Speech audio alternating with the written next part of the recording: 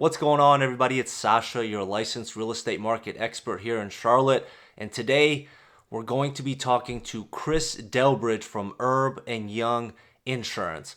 So I'm currently helping Chris and his wife Michelle relocate to the Charlotte area from Florida. Chris is going to be opening up his own practice here in Charlotte, but right now he's doing insurance in North, South, and Florida and a bunch of other states. But the reason I wanted to have him on, not just for my insight, which if you watch this video, you're going to hear and learn about a lot of stuff that you wouldn't even think of. And Chris breaks it down to an understandable level. Typically, when you talk to somebody in insurance, it's very hard to understand. So he's going to give you the rundown on a bunch of questions that I asked him.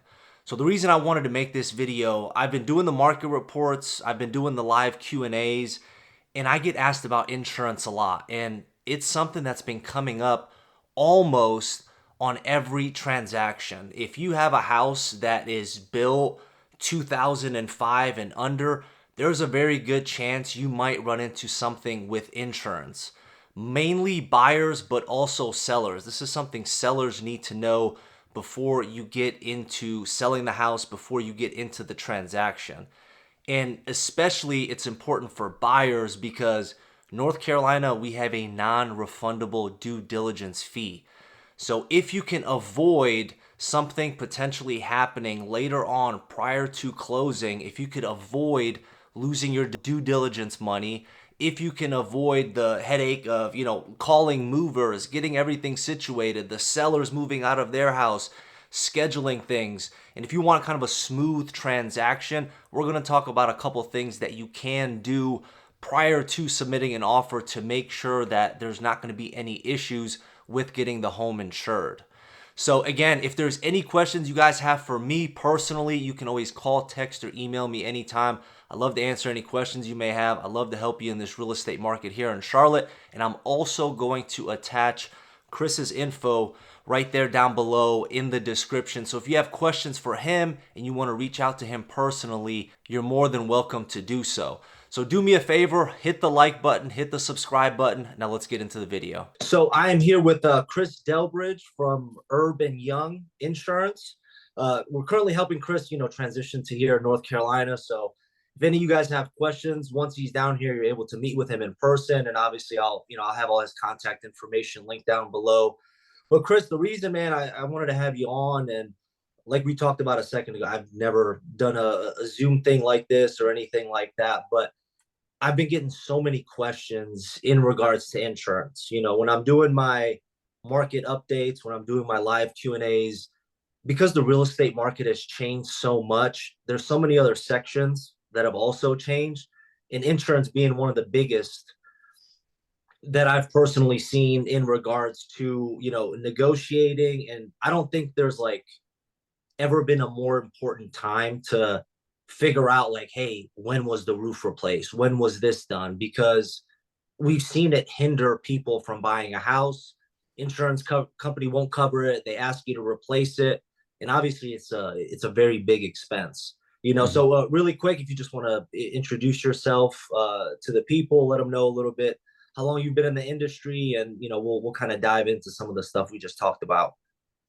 Yeah, thank you. I appreciate it, Sasha, and thank you for having me and giving me the opportunity to connect with obviously the viewers that watch you on a consistent basis, and that means a lot to me and to Herb and Young. So the long story short is, man, I've been known enough to be dangerous about insurance my entire life. My mom's been in commercial insurance, gosh, for 40 years.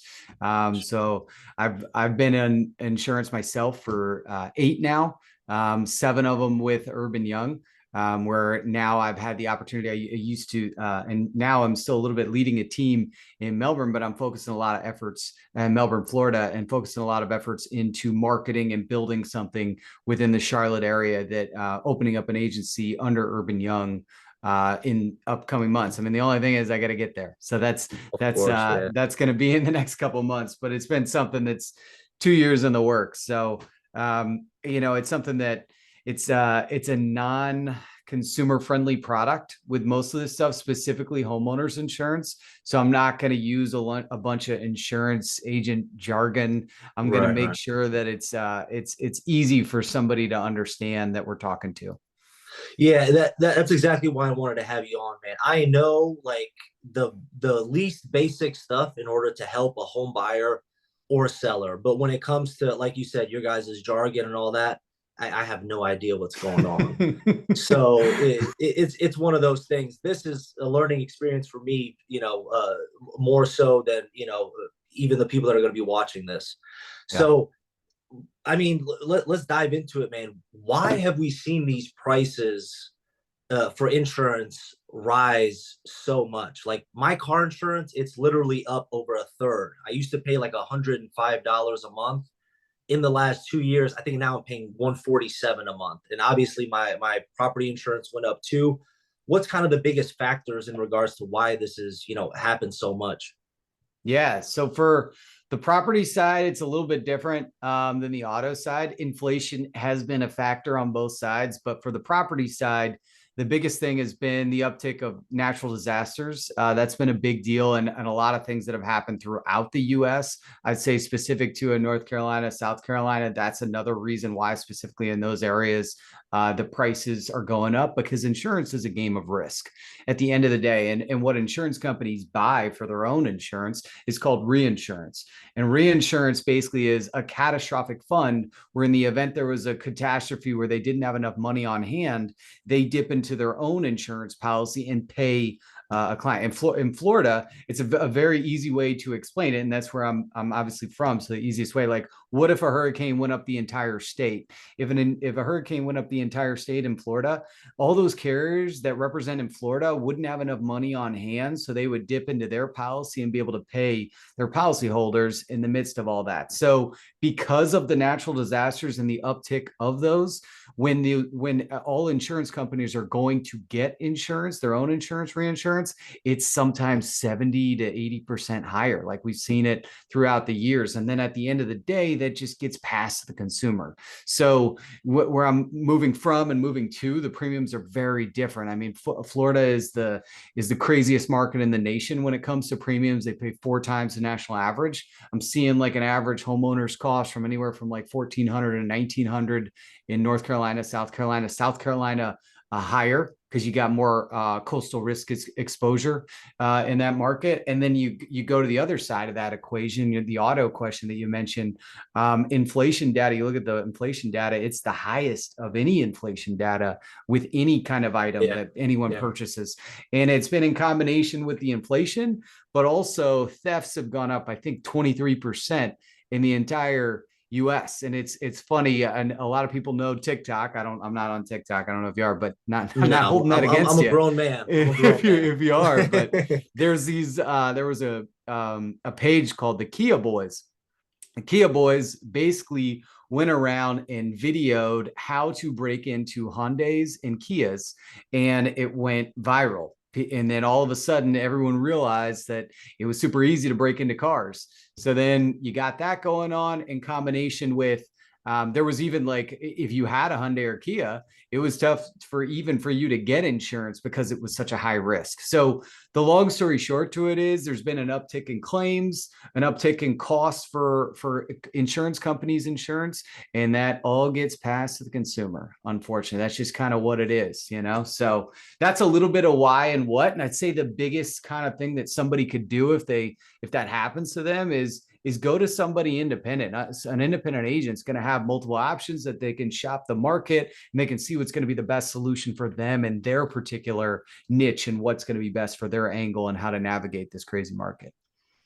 So that all makes sense. I do want to ask though, so Florida, as far as that aspect goes, I understand because obviously you're prone a lot more to hurricanes, and you need to have certain structural integrity for certain things. I think Florida, you guys don't even build houses that are like, quote unquote stick built. It's all like cement, you know what I Mostly mean? block.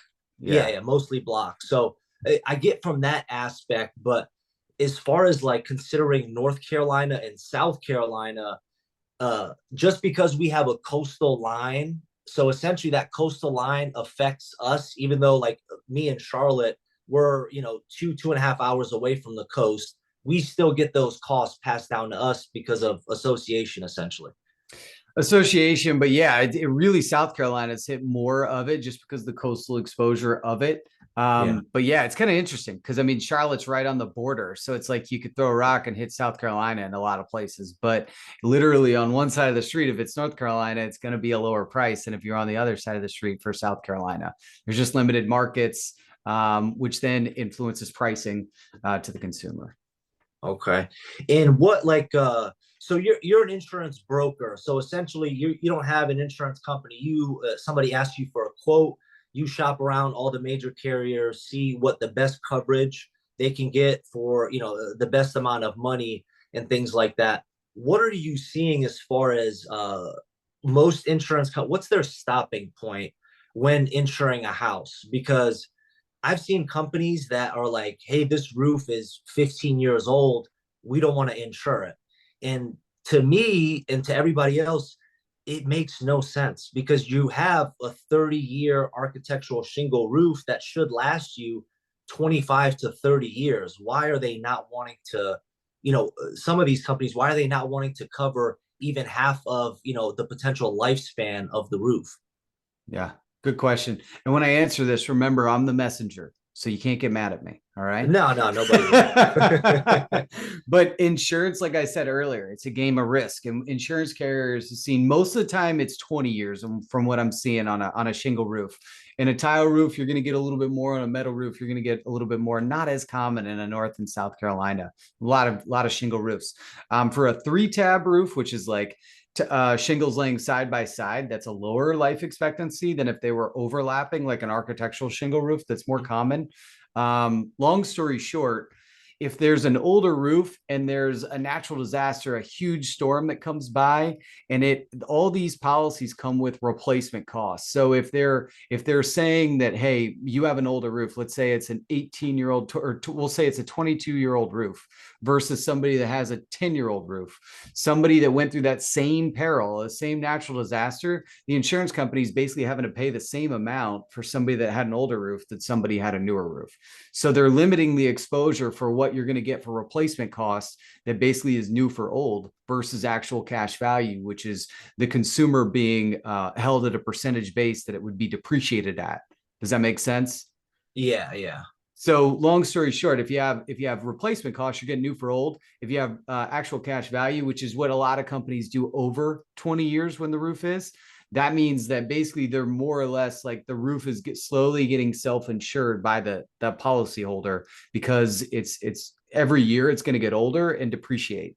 So with that being the case, roofs are a big thing because that's typically the highest claim dollar figure from the insurance carrier. So they're looking at it from a claims perspective and a statistical standpoint of like saying, hey, how many claims happen in certain areas? That's why, like, hey, in certain areas, the restrictions might be tighter than other areas just from a claims exposure. And that's another thing that we're going to go back to what I said of having an agent so important, because when we shop the market and you're at the age roof that somebody has, one carrier might like it, another carrier might not. So that's why the power of choice is always going to be better for the policyholder in itself.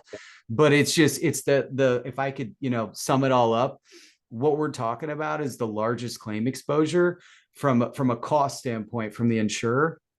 Other than a water damage claim, like those can get pretty crazy, but the roofs are the more common one and the higher dollar figure out. So that's why they're saying, hey, if it's over this limit, this is where we see more claims. And that's why we're capping it at this. So even though a roofer will tell you, hey, I got 30 years of life, it really doesn't mean anything. And that's why I said, don't shoot the messenger. It doesn't really mean anything to the insurance carrier, because at the end of the day, they're going to look at their risk exposure and say what they're going to write from a pain tolerance threshold and what they see and what they predict is going to help them, because they're a for-profit. They're not a Yeah, of non-for-profit. course. Yeah, yeah. So anyway, I hope that summarizes it. But my biggest challenge that I've seen so far since entering the Carolina market is finding out the age of the roof. Like a lot of people don't know it. Like you get in Florida, you get a new roof, there's a permit. I could go to a permit website. It's clear as day. When carriers are saying, hey, you got to have under a 20-year-old roof, and I go to the client that has it's a new purchase, they're like, I don't know. I think it's this year. And I'm like, well, here's what happens. So here, I'll give you another scenario of what this is a new purchase. We'll give it an example.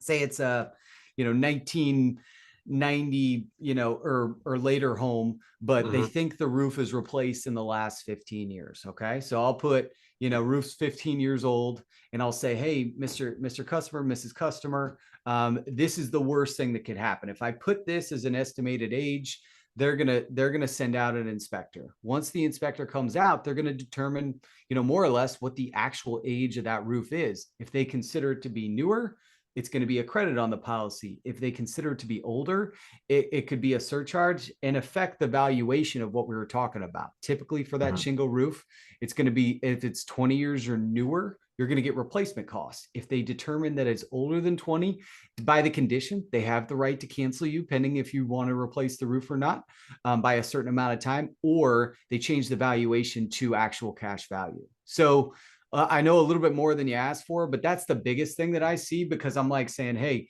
I don't have inspections that are normally required, like in the toughest market in the nation where I'm used to. So here's what we're gonna do. Here's some expectations for you, so you can plan. If it's an older roof, it's something that you should plan for. How much does it cost to replace it, instead of getting blindsided? You know what I'm Yeah. saying? Yeah, no, that makes sense. And in regards to that, so you a lot of people don't know, like, hey, I don't know when the roof was replaced or whatever the case is. If I got a contractor out there, if I got a roofer out there, and I'm like, hey, can you go inspect the roof? Let me know what you think. And they come back with a report and they say, hey, based off what we've seen in the roof could be between 5 to 7 to 8 years old, and we send that report to you, or an insurance carrier, do they take that into consideration, or is it like, hey, thanks for trying, but we have to send our people to double check this. We're not going to trust this roofer or general contractor that sent over. Yeah, it's gonna be their say. It's Okay, so yeah. it's pointless to even, it's I don't want to almost say it's pointless to. pointless, just because you want to know the condition. It's tough for, I don't, for home inspectors in North Carolina, do they get on the roof? Do they actually go and look, or do they put a drone up there? Most of them put a drone up there. It just Okay. depends on the pitch of the roof. Okay. If you have like an older inspector, he's not risking his life to Right. hop over there. So he'll fly the drone over. But if you got a decent pitch, they can climb out of a window. They'll Right. kind of check it. But mostly, I would say it's drones. So that's the thing. It's just like whatever they have from an expected age or life expectancy is going to be their say, versus who's actually insuring the risk for a certain amount of coverage and accepting costs for it.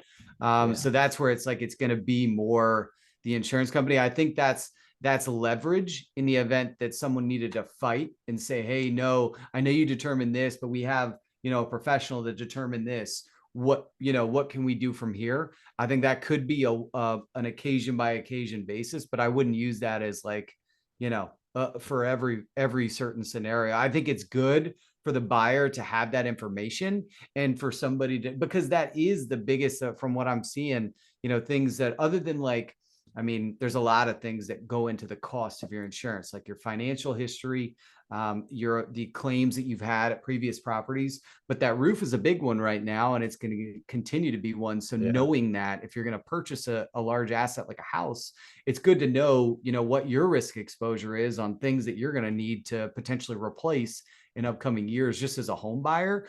But also in the same breath, like, you're preparing for, well, hey, if I know this is a big issue with insurance, I'm going to get ahead of it. I'm going to see if there's any current damage. I'm going to verify age for it. So I don't see it's not worth it.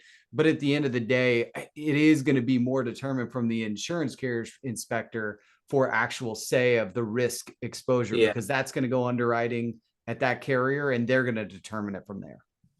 Yeah, it's so interesting, man. Like, obviously, when I'm helping a buyer or something like that, the roof is always important. Your major systems, the roof, the HVAC, crawl space, slab, foundation, all that stuff. But it's like it's never been more important now because of what we've seen with insurance happening.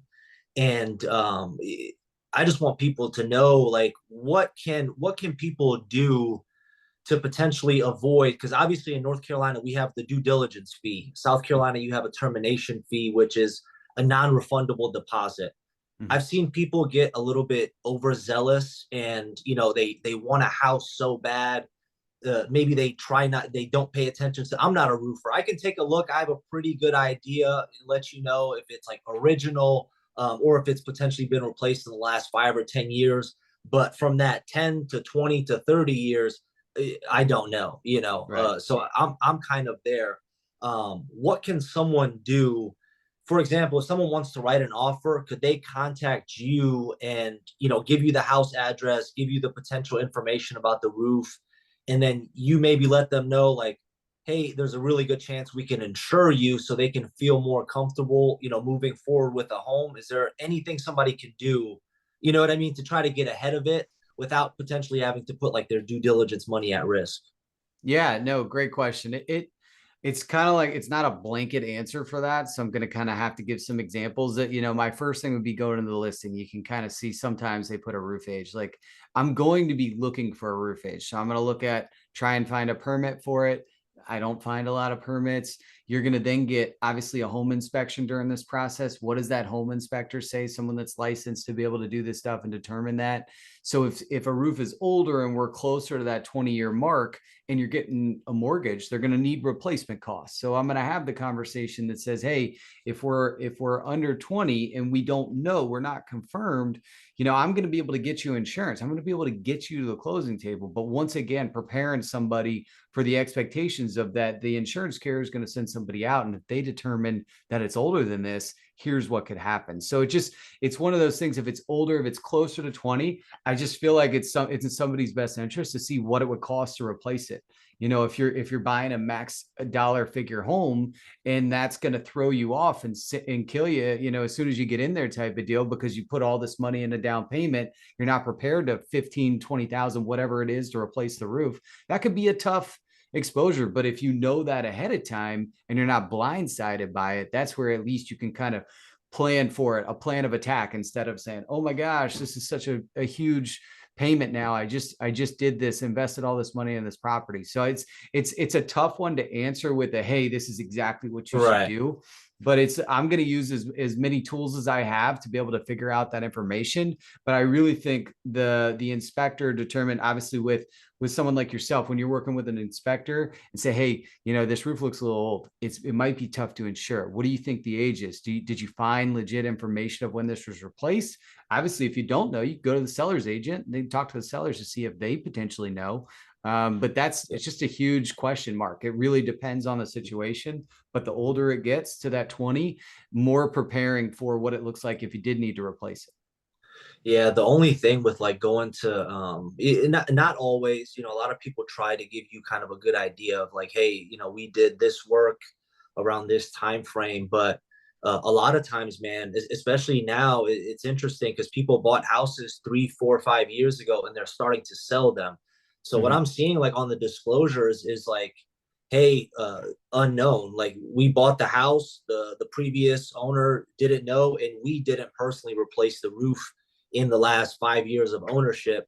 So it's kind of like it's so interesting to me because like somewhere along the line, if it was ever replaced, somebody should have some record of it. I just don't know how it gets lost. You know what I Right. mean? And it's frustrating because, like I said, it's an important piece to a house, and people want to know it, but it's like, hey, the current owner doesn't know. They bought it from the previous owner and they forgot, and or the previous owner didn't know. So it's interesting. And I feel like that's one of the reasons like a lot of people are looking for newer construction, Yeah. because new construction, it does not even brand new, it could be 5 or 10 years old, but realistically speaking, you can bet like, hey, the roof is probably original from 2015 when it was built. The AC is probably original. Kind of the age of everything. And I think that's why like a lot of people lean towards new construction. They just know when the house was built, and every other system was at that same time. Right. So it's interesting. It makes Um, sense. Honestly, I just feel that like it's too easy to write insurance in North and South Carolina. Like in Florida, there's a lot more things that you have to do on the front end. Like there's particular inspections when the home is, 30 years or older, you typically need what's called a 4-point inspection. I don't see that required anywhere in the No. Carolinas, where that covers the roof, the electrical, the plumbing, the AC. It gives deficiencies on there if there's any. And that's insurance like eligibility requirements. I don't need any inspections in the Carolinas. So that's where I totally agree with you. And I see the same thing. So in Florida, if the house is older than 30 years old, like what, the city comes out and they inspect those major systems? No, it's like a part of your inspection process. Like when you get your homeowner's inspection, you do have the right to refuse it in Florida. But if you're really like if you're going to pay for the house cash, maybe you do that. I don't know, or you just avoid the inspection. But if it's 30 years or older, and you go to an insurance agent, you want to insure it, the insurance companies will require that particular inspection, and it'll say the life of the each of the 4 points, the Yeah. life expectancy, and if there's any deficiencies. So it's more black and white versus this gray that the Carolinas have, and I think a lot of other places have. So I think like the Yeah. requirements from the insurance companies, in my eyes, are honestly a little too lax, and that's causing this confusion from everyone because of the fact that people are guessing on this stuff. And then if the insurance company says, hey, no, it's this, then it's just like, oh, it's just, people get more blindsided because there's not as much work and effort on that aspect on the front end from an obtaining Yeah. insurance process. Yeah, man. As far as that kind of aspect goes, I'm kind of surprised. Like I'm very lucky. Like a lot of the people I work with, they're very like financially smart. You know what I mean? It's like, hey, I'm pre-approved for 700,000, but I want to buy a house for 550, 600, and they'll have that cushion. But I know Mhm. that's not everybody. There's literally people out here buying houses that are, hey, I'm pre-approved for 500. I want a house for 500, and Right. they don't have the reserves necessary. They have like 3 months, maybe 6 months. The bank has some certain type of requirements and things like that. But that's why I tell people, the offer price, your due diligence, everything is based off of all these different things in the house, and no house is created equal. And it's one of the reasons I think there's a lot of houses potentially coming back to market. It's some of these homeowners, that bought a house and they just stretch themselves too far. That with potential, things needing replaced, that with potential property tax increases, with the insurance increases. After 2 years of living in a home, they're like, this, holy shit, like this is expensive. Like I Right. didn't know, being a homeowner had all these extra costs to it.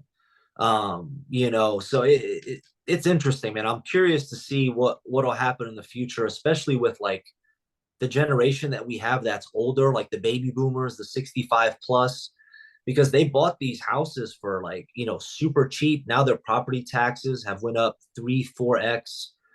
Their insurance premiums have went up like crazy. Do you see like, for Florida or any of the policies that you wrote like in North or South Carolina, do you see any people kind of struggling with that? I'm sure you're getting like a lot of phone calls like, hey, why'd my insurance jump to XYZ? Are you seeing a lot of that stuff happening? Yeah, I think from where I came from, that's less of a shock just because that's been the norm for like the past, like I'd say, decade. I think the rest of America, including the Carolinas, is this is just the new normal. Unfortunately, and I hate to say that, and that's just an opinion Yeah. based, but I feel like the market is correcting itself for the cost of what it looks like to insure it. Florida is the forefront for it. Now that's a whole rabbit hole conversation of why, but Florida's like Texas. It could be like its own country. yeah, but it's like that. It Yeah. was the most litigated state in the nation when it came to insurance claims. Like they accounted for, gosh, I think it was like 86% of the litigated claims in the entire nation in 2022. That's So it's like insane. you got the attorney fees and assignment of benefits things. Those things all went away. And I don't want to overcomplicate this, but like the long story short, like the rest of the nation, from a carrier perspective, is seeing what they're charging outside of Florida and comparing it to, and they're starting to rise costs in each state because of, as I mentioned earlier, that what they go and buy their own insurance. They cover their own exposure. Hey, I had this many claims. I got to go buy my insurance. It's just like if you have a homeowner's insurance claim, an auto insurance claim, you go buy insurance the next year, it's going to be more expensive because your risk exposure went up. It's the same for these insurance carriers. And I believe they're starting to rise, where Florida is going to start to level off and even go down because they put 4 times the national average. Like, I mean, gosh, the Yeah, for I've you can't keep so going up forever. There's a breaking point at a certain point where people are just going to stop paying you or something. right. You know. Um, So let me ask you this because I'm curious, man. I have nothing. Obviously, I have really good relationships with contractors, with roofers, and all that stuff. But I'm sure you see on social media roofers knocking on people's doors. Hey, you guys just had a storm a couple of weeks ago. I'll give you a free estimate. You don't have to do anything. I'll call the insurance company. And I hate to say it, but there's a lot of good roofers out there. There's a lot of good workers out there. But then there's other ones that obviously try to manipulate the system, and potentially replace roofs that don't even need replacing. Is is that another one of the reasons we're seeing these costs go up? Just because most people, you're not climbing on your roof. You know what I mean? Like mhm. you don't know what's going on. You might go in the attic to put away, holiday decorations or something, but you're not climbing on the roof. You're not checking it. So when one of these roofers come and say, "Hey, you had a storm, let me check it out," and they try to do the insurance claim on your behalf, I'm assuming that's having some trickling effect, and the insurance company kind of know about this. Yeah, I mean, be wary. I would make sure you vet the person if they're knocking on your door. Obviously, if somebody's knocking on your door, they see an opportunity. Let's call it like it is. Let's take the face off of it. Yeah, As yeah, much as they might want to be helpful, they see an opportunity to benefit from this. So, if someone does that, just don't get all your hopes into one area and think this person is completely right. They might be, but vet it. Try. Like when you shop for anything, you probably look at 2 or 3 things. To go to other people that do the same profession, see if they see the same thing. Because if you go in and you then turn this into an insurance company and it's not a covered claim, let's call it like it is, like it'll affect your claims exposure.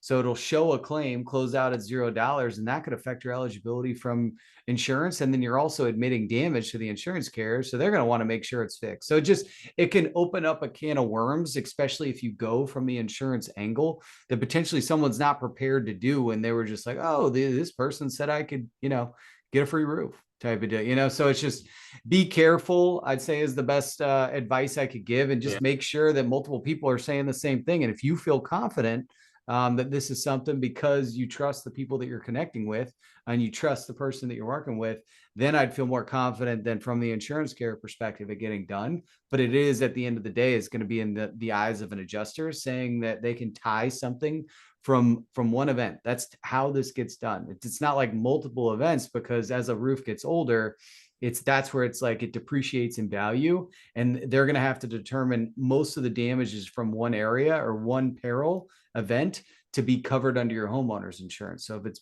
multiple and they can't tie enough damage to one event, it's more than likely not going to be covered. And then that's when people get a sour taste in their mouth about insurance, because they didn't go about it the wrong way or the right Yeah. way in that regard. So let me ask you this. Let's say I bought a house that was built in 2005. I bought it in 2005, brand new construction, and I have State Farm.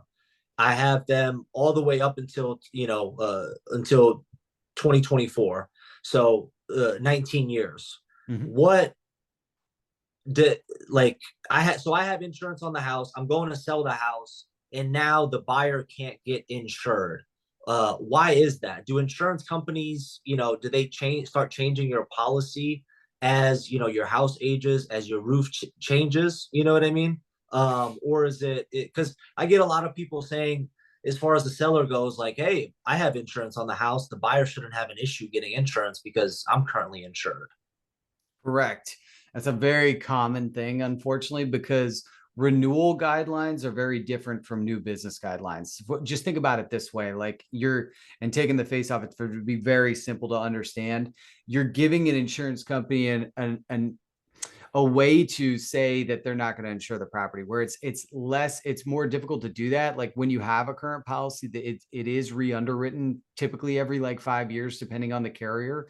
Maybe they see that the roof was not yet 20, but they're eyeing the 20-year mark, or when it's over, to point something out like that, they'll change the valuation, or they might send a non-renewal because, hey, we need your roof replaced to continue doing business with you. But someone going to the open market is playing by the new rules and everything's under a microscope. So then you get into the point where, hey, it's 19 years old or 20 years old, but you get a piece of paper that says you have insurance, you get to closing. Once again, that inspector from the insurance company comes out because the home's now under a microscope versus just getting renewals.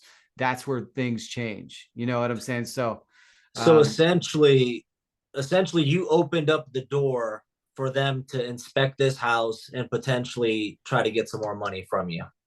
well, it just it affects it from like a risk exposure. They're looking at it and saying, now I know versus, it's kind of like ignorance is bliss almost. It's like Yeah, if you yeah, don't know, it won't hurt you. But now that you know that, somebody's going for new business, wants to get this property insured, I see that it's 20 years old. I'm going to give them replacement costs, but it's really going to depend on this inspection because I want to know more about it. I'm either going to keep the risk and keep the valuation at replacement costs, or change the valuation to a depreciated, or if there's too much for me, I'm gonna issue a cancellation notice, give them X amount of time to replace it, and if they can't do that, they're not going to have any insurance. yeah, yeah. So I know we worked on the one deal. I was selling a house. I was selling a house in Gastonia.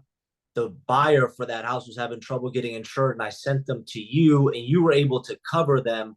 What happens with that type of coverage? I don't obviously I'm not on that end. That's the buyer's responsibility, so I'm not going to reach out to them and kind of ask kind of what happened. But in those instances where the home sale is essentially about to fall apart, an insurance company comes in and says, hey, we're going to insure it. What happens after the fact? Does an insurance company tell you, hey, we're going to insure you so you can close on the home, but you have a year, you have 2 years to get this roof replaced, or like, hey, we'll be out in the next 6 months after closing to verify if the roof really is good, or to verify that you need to replace it? Yeah, and in that particular one, we found out that it was less than 20, so they got replacement costs, which is what they needed for the loan. And there's been nothing from the insurance carrier since of saying anything otherwise that Perfect. they're going to change the valuation. So Okay. that was a case where everything ended up working out, type of Okay. deal. It's not always like that, unfortunately. So let's say in another scenario it didn't end up working out. Let's say the roof was over 20 years old. What takes place kind of in the insurance mind? Do they say, hey, that's fine, we'll cover you for 6 months, but in 6 months we'll come out, or we'll let you know if you have to replace it or if not?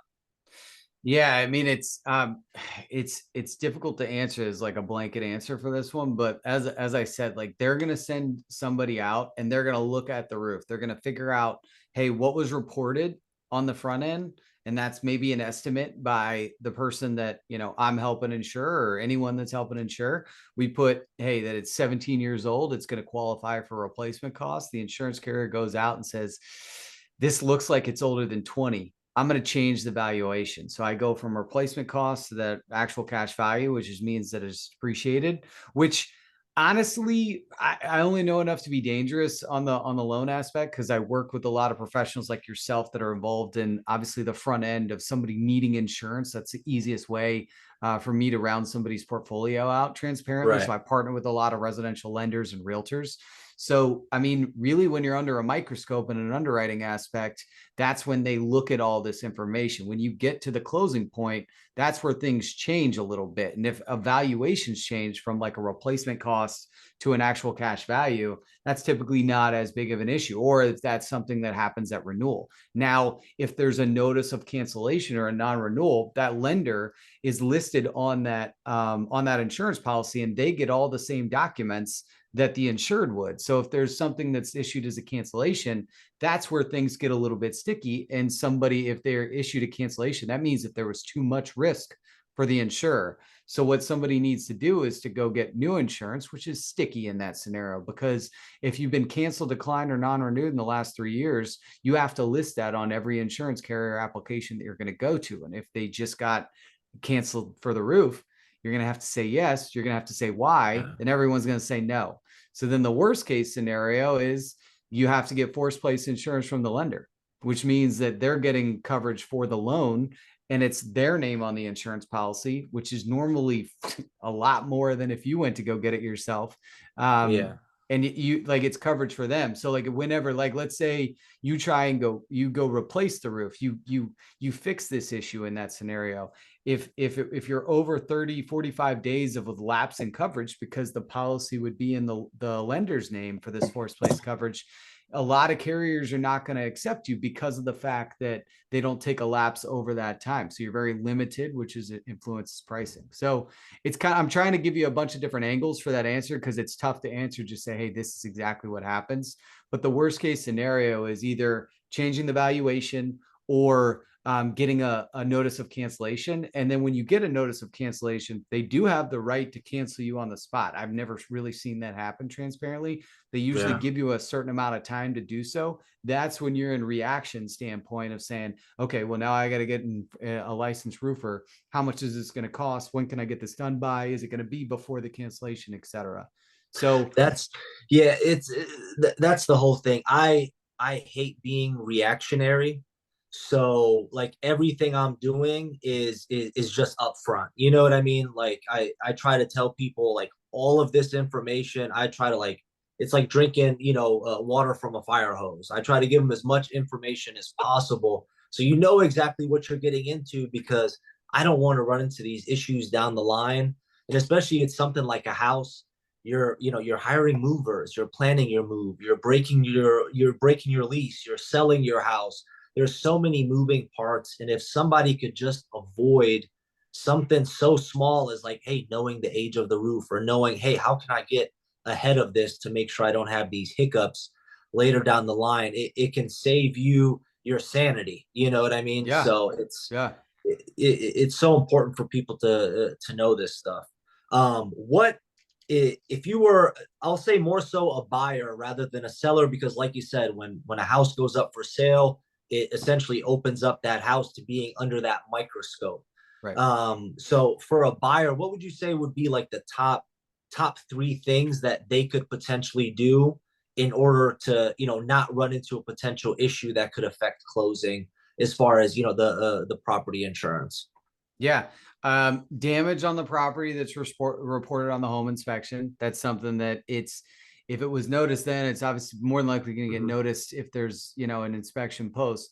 If there's a post inspection exterior and there was a problem interior, that wouldn't be an issue potentially. But if there was an Right. interior inspection, that also can get noticed. So I know we're talking a lot about the roof, but if there's something else going on in the home, I would more or less like what Florida insurers require. Like I would pay attention to the roof. I would pay attention to the electrical. I pay attention to the plumbing, the supply lines, the waste lines, the age of the water heater, things like that for plumbing. Electrical, you're going to be looking at the types of wiring. I mean, copper is pretty good. There's some, having fuses or double taps or something like that. The types of panels that you get, generally like a stab block, Zinsco, Federal Pacific, Sylvania. Those are panels that a lot of carriers don't like or cause claims, fires, and that's why a lot of carriers don't want them. So as long as you're doing like the 4 point really yourself and noticing the years of updates, I think that's the best advice. Because as I said, where I'm coming from, that's required. Where I'm going to, I'm seeing that it's not, and it's really easy for me to give somebody a piece of paper that says they have insurance, but then something happened on the back end where it really doesn't go the way that we intended because of the fact that we just didn't have as much information up front. So roof, electrical, plumbing, AC, and you're noticing the years of updates for each and the potential risk for each as well from a hazard exposure, from a damage exposure. Yeah, yeah. No, that makes sense. What was I gonna say?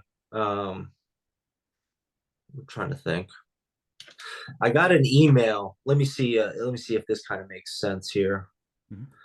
This is one of the reasons I wanted to do this video is because I told you I've been getting a bunch of emails from people and they're so interested because it's affecting people's debt to income ratio. Right. But I want to ask you what have you seen as far as the prices going up in regards to property insurance? Like what were they prior to 2020 or 22 or 2020 versus what they are now? Yeah, I feel like a better way to respond to that is for somebody when they're getting insurance, let's call it like it is. Insurance is like a home insurance policy is a catastrophic policy. If like something, if your refrigerator stops working, your AC stops working, that's not a covered peril on your insurance. If it causes damage, then you pay a Right. deductible, then for the insurance carrier to pay the claim and you pay your portion, which is your deductible. To be honest, everyone that I've seen in North Carolina so far, South Carolina, has too low of a deductible. I want everyone, if they're watching this video, to look at their policies and just establish their pain tolerance. If they have $1,000 deductible, in my eyes, that is silly. If it's anywhere near $1,000, you shouldn't be using your insurance. So if you increase your deductible, you're lowering your premium, and everyone's pain tolerance is different. Now there's going to be requirements from the loan aspect of that you need to be under a certain amount from the loan that they have. So if you get questions of what that looks like, that's something maybe for the bank, but I wouldn't do anything less than a 2,500 all peril deductible. There are options to include wind coverage at a percentage base, which is off the dwelling. But I'm seeing people come in at certain price. They have low deductibles. They have a increase in risk exposure, which means that they're paying more the next year, but they're not adjusting the main thing that they can, which is their deductible, which is a one way to combat a rate increase. So I literally had no idea you can do that. So if you called your insurance company and currently, let's say currently you have a $500 deductible, if you called your insurance company and said, "Hey, can I raise my deductible to 2,500?" They would lower your monthly insurance number. Yes, because a higher deductible, lower rate, lower deductible, higher rate. Because it's all about risk. You're basically putting more risk on the insurance company with a lower deductible, and they make you pay for that. If you're putting the Yeah. higher risk tolerance, you're putting more on yourself, and they'll allow you to pay less. That alone literally can save somebody so much because I had no idea about that, and I don't think a lot of other people do because there's a lot of people. If you own a house, you need to have reserves, and if it makes sense, obviously you need to take a look like, hey, how much is this going to lower my monthly payment by? When will I recuperate that 2,500 that I might potentially have to come out of pocket one day? I literally had no idea about that. I don't even know what my deductible is, to be honest with you. Well, it's something that like even if it lowers it $100, y'all, like it's still worth it because it's a pain tolerance. That $100 over the next 10 years is going to turn into a grant. You know what I'm saying? Like it'll add up eventually, even Yeah. if it's not that much. But think of a deductible. It doesn't matter. You could put home insurance, auto insurance, whatever insurance. Your pain tolerance is that deductible. Set it for what makes sense for you. Don't make it affordable because if you're making it affordable, you're putting more risk on the insurer and they're going to charge you for it.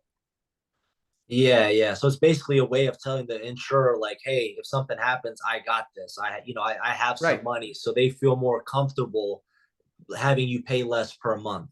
Correct. Yeah, yeah. That's perfect. I think that alone, man, is gonna help so many people. I This is one of the emails that I got. Let me see.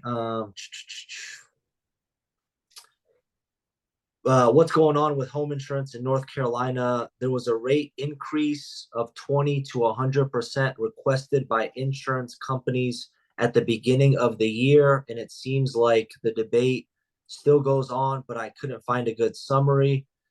Something like that impacts budgeting for escrow significantly. I figured you may know someone or an insurance agent to speak the matter. It's kind of a confusing question. I'm assuming they're kind of trying to ask, um, how much does insurance kind of affect affordability when somebody's looking to buy a house? Yeah, well, there's two answers to that. So like an insurer will look at their last year and they're doing that when they go buy their own insurance. I spoke about reinsurance in the beginning of this Yeah, I conversation. remember. When they're going and assessing what it looks like for their costs next year is what they're saying, hey, I need to figure out a way to pass this to somebody else to help with this because I'm looking at my profit margins because once again, for profit. So they're going to go to the state and say, hey, I'm going to ask for this much. That doesn't mean that the state is going to approve it. They very well could, but there's more than likely a negotiation where they have to lower it to a certain amount. So I've seen cases where, somebody went and asked for a 35% rate increase, but only got 8. So like the state at the end of the day will say, and obviously they're not trying to, you know, screw over the insurance company and say that's not the case, but Right. that's more along the lines like I can only speak to that much of it. Like I'm not obviously on legislation or at the top of an insurance company to be behind doors and like know the negotiations of that Right. conversation. But the insurance carrier will start with say X, and they will eventually meet at where they're supposed to be, and the state will approve it, and then that's when they get assess it to every renewal going out at a certain date. And then obviously if you're trying to go get insurance from that particular carrier from that certain date going forward, it would affect them from that price standpoint. So from an affordability thing, it's like that's where like we're going back to what I was saying also in the beginning, the power of having an independent agent, a broker that has multiple options. Because once you get the power of choice, it gives somebody more options. The more options, the better pricing. If you have less options, you're potentially going to have worse pricing just because you have limited options. Okay. No, that's a really good explanation. Last question. I know you got to get back. Last question as far as kind of all this stuff goes. Where specifically Florida's Florida, but specifically North Carolina, South Carolina, what do you see in the future as far as insurance goes? Do you see these prices starting to stabilize a bit? We've had a crazy last 4 years, so it's no wonder that all of this stuff has popped up. Do you see the prices starting to stabilize? Do you see the prices potentially starting to come down, or do you see potential price increases in the next 2 to 5 years? I see increases. I think the prices have been too low, and a lot of catastrophic events have caught up, and insurers are now going to start charging for it. So I think that's across the nation. I don't think that's specific to the Carolinas. I just think that global warming. I'm not trying to get down a rabbit hole or a political view on that, but that is a thing. And there's I factors just that I, happen. You I know. just pictured like a global warming activist like opening your door and throwing paint on you for a second. Seriously. Yeah. But No, but it's there's once something happens, you have a lagging effect, and the lagging effect would typically happen a year or two later because that's when it actually hurts the carrier from a risk exposure and when they try and go get their own insurance, which is that reinsurance. if let me ask you this: if we see home prices start to come down, uh, let's say home prices go down 15%, is that going to have effect on people's insurance? Because obviously homes are they're expensive everywhere now. But if they were to come down roughly 15%, do you see insurance companies making an adjustment for that? Because obviously, if the values have gone down, other things should come down too. You know what I mean? So do you see that potentially happening or no? No, just because the sales price doesn't mean anything for what it would look like to actually insure it. Because when an insurance company is going to want to give coverage for something, they're going to have what's called software that's called a replacement cost estimator. That's software that predicts what it takes to rebuild the property because that's what they're insuring. Like the sales price includes market value, includes land value. The insurer is really looking at what it would take to rebuild the property. So the only way that that number goes down on your coverage A is if there's labor that goes down like cost, and then obviously materials go down in cost, which I just unfortunately I don't see. I see your dwelling amount as your coverage Yeah. A going up year over year because it's older. It's going to cost more to replace. Yeah, it's funny because I don't like the term, but yeah, it's like the new normal. The grocery store prices, they're not coming down. You know what I mean? Like the now that like the labor, the materials, now that these companies, these businesses, they know or see what they can get for something, it's very hard to think it's going to come down in price. Because obviously it's all a profit margin for a lot of people. Obviously you could run into some good people that really don't care that much and they want to help you out and things like that. But for the most part, unfortunately, yeah, I agree with you. I think it's the new normal.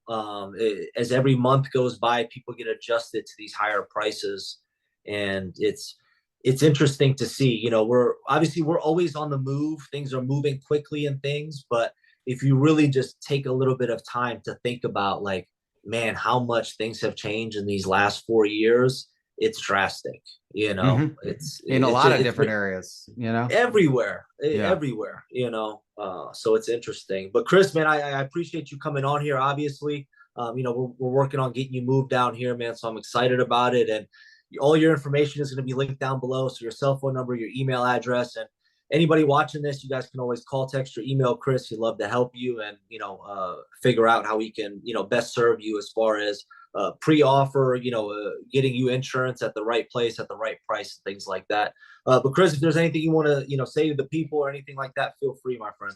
Yeah, thank you so much for having me again, Sasha. I really appreciate it. And I'd say to everyone that's watching this, the control the things that you can control. The things that you can't, it's not worth getting frustrated over. We're talking back. If we're talking about insurance, we're going to look at deductibles. That's going to be your pain tolerance. Those are things that you can control.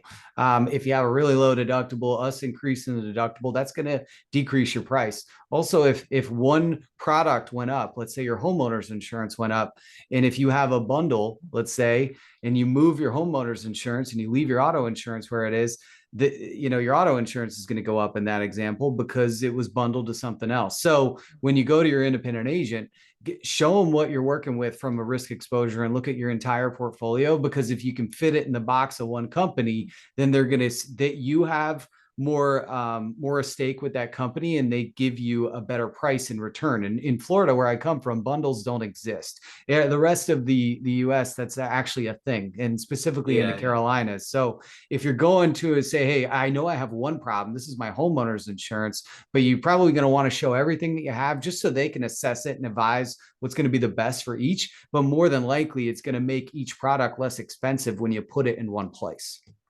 Perfect. All right. Well, I hope that made sense to everybody like it did me. I know it, definitely helped me a lot. But other than that, we'll catch you on the next one.